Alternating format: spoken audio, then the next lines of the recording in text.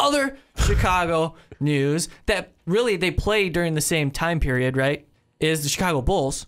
Both winter sports teams, and Bulls and Blackhawks, but the Chicago Bulls, every single time I bring them up, get me pissed off because until this front office gets a change to it, I'm going to be pissed off at them. Well, lately there's been some rumors going around that Jimmy Butler might be on the trade block, and I don't know. What do you think, Sean? I know you're all about the basketball shows here on MVP. You've covered the Jimmy Butler thing enough. You've talked about it enough.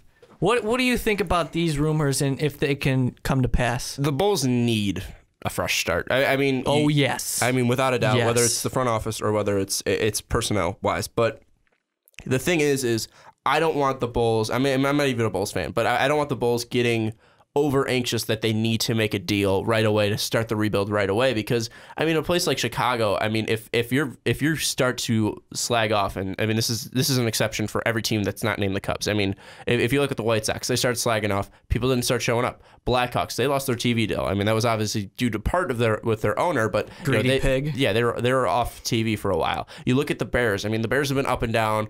But when they're bad, that stadium's empty. Yeah, when they're bad, the stadium's empty. The thing with the Bulls is it's going to be the same thing. If you start, declining where to the levels of like 2002, 2003, it's going to be a nightmare in the United Center. I mean, so with the Bulls is they're going to rush and they're going to be anxious about either making a deal to get someone to help Butler, or they're going to get anxious to get Butler out so they can start rebuilding as quick as possible.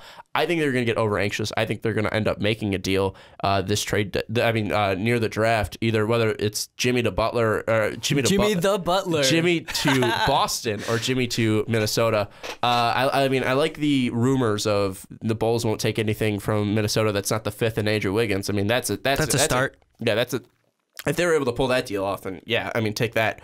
Because I mean, Wiggins is going to be a superstar here, but the thing with Boston, I mean, you're going to get Avery Bradley, Jay Crowder, and the third overall pick. I think that's what basically the base of that deal is, and I think that's just, I mean, Boston. It's a bad move for Boston because you're getting rid of all your defensive depth and your great defensive players and guys who teams wish for 3-and-D guys in Bradley and Crowder. I mean, giving up the third is fine because you don't need that third if you're a playoff team like Boston is.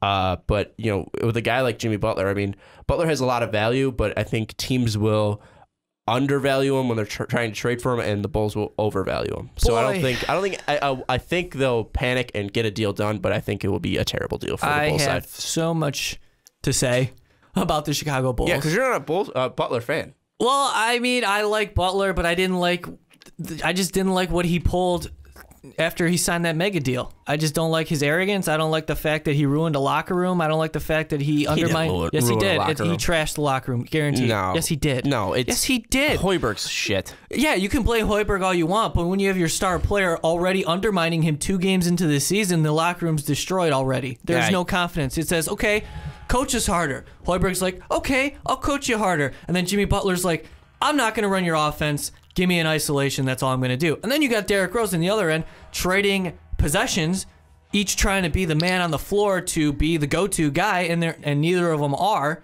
It's just there's now when I say, think that reflects poorly on the coach. Then I don't think that's. Of course it does. Of course it does. But your star player has an impact on that as well. You have literally no assurance from your head coach and no leadership. I mean, you're looking for leadership in your, I'm sorry to keep cutting you off. I'm used to Ricky, so it's actually very refreshing. You have no leadership from your star player because he's all for himself. You have no leadership from your other star player because he doesn't know his body. You have no leadership from the head coach, and you're looking at Taj Gibson, who's on his way out, who's like, well, man, I don't know. It's like, I'm just here, I'm playing. Then you have Joakim Noah on the freaking bench, who already hates Hoiberg, who's pretty much gone because Hoiberg was like, all right, man, I'm going to get you off the bench this year. And he's like, okay, but I don't want to. And then Hoiberg's like, whatever. Hoiberg. Many problems. I feel he's not a head coach. He doesn't have the attitude. I mean, we talked about this with Tyronn Lue, and we talked about this with David Blatt. Is to hold or to coach a guy with a superstar mentality like LeBron James, you need to just not give him any options. It says this is what we're doing, or you're just not playing. And so a guy with like Pat Riley, a guy like Eric Spoelstra who learned from Pat Riley. I mean, that's when he succeeded. Guys like Kobe Bryant and Shaq, they succeeded because Phil Jackson Garpax and told him what was going on. Great relationships with because they respect each other. There is no respect for Hoiberg. Now let me say this: if you're going to commit to Hoiberg, goodbye Jimmy Butler. That's all I'm saying. If you're committing to Hoiberg, goodbye Jimmy, because they're not. It's not going to work together. Now, when I say this, because there are problems in this organization from top to bottom, and when I say that, I even include the freaking medical staff and the PR staff and the training staff, everything involved. How many times have you seen a guy? Oh, he's good, and then shoot around happens. It's like, oh no, he's not playing tonight. Yep. This is a problem. This is a problem. Now, you mentioned it before. If you want to blow up this team, not technically blow it up, but start, from. Try to rebuild. Thank you. You want to do that. I don't want Garpax doing it. I have no faith in them making the right decisions. Going back to the Jimmy Butler trade, here's what's going to happen. You ask for Wiggins, you ask for their pick. That's not going to happen because the Timberwolves aren't stupid. Yeah. And then realistically, to me, what I see is if this trade goes down, you have to have the Celtics involved. Now, there's going to be a mix, and you're probably going to lose the 14th pick if you're the Bulls. But you could probably get more value in a 3-team deal than just either one or the other because they're going to be restricted in that sense. How do you see a 3-team deal working out? If Boston is involved, and the Bulls ask for Wiggins and their pick, now, I don't know. Now, it's going to have to be a multiple type deal. The Bulls are probably going to have to move a piece, like maybe McDermott, throw Snell in there. Possibly a Mirotic. Who knows? There has to be more players than just Butler. Derrick Rose isn't going anywhere. I'm sorry. Nobody wants him. D-Rose isn't going anywhere. But the thing is, I think you have, like you said, you don't want to panic and just grab a deal just to make a deal. You have to get the most value out of, because Butler is one of the top players in the NBA. It's simple as that. See, the thing is, I don't see a 3-team deal working out because, I mean, with Boston, I mean, what are you going to get from Boston? What are you going to get from Minnesota? You're going to try and get Avery Bradley. That's number one. All right, so you're going to give Bradley's and a pick. Bradley's going to go to Boston. I mean, they have a multitude of picks, so you get the 16th. So you get Bradley, and you get, I mean, well, where's Butler going? Is he going to Minnesota? He would have to go to Minnesota.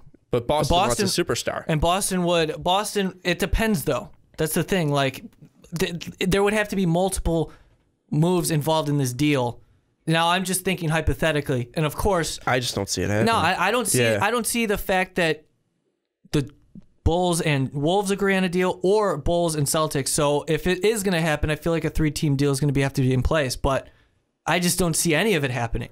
In my opinion, I think the Bulls will panic at just knowing Garpax how shitty they're gonna overpay for Biyombo, whatever the hell his name is. But they're not gonna pay Bismack Biyombo. They're gonna overpay for him. Just watch. No, he's not. They're not gonna go after Biyombo. We'll see, man. But yeah, I don't think. I think if the most likely landing spot for him is the Celtics, but I don't think the Celtics will do it. Just mainly because they don't want to, destroy their core. They have smart in the back, but he's not the shooter that Bradley is. They don't have a guy like Jay Crowder. No, I mean, outside of DeMar Carroll, there's not a lot of players like Jay Crowder. I mean, looking at this deal, I think the Bulls aren't going to be able to get rid of Jimmy Butler. Agreed. And I don't think they should. And I think they should. I think they want to get rid of Rose, but I just don't think they can. Best possible scenario is they acquire the 5th pick, and that's not going to happen. They acquire the 5th pick, and they keep their 14. They grab Buddy Hield, and they get Sabonis. And I'm happy with that. If that happens, good. No, you need a point guard. I'm excited.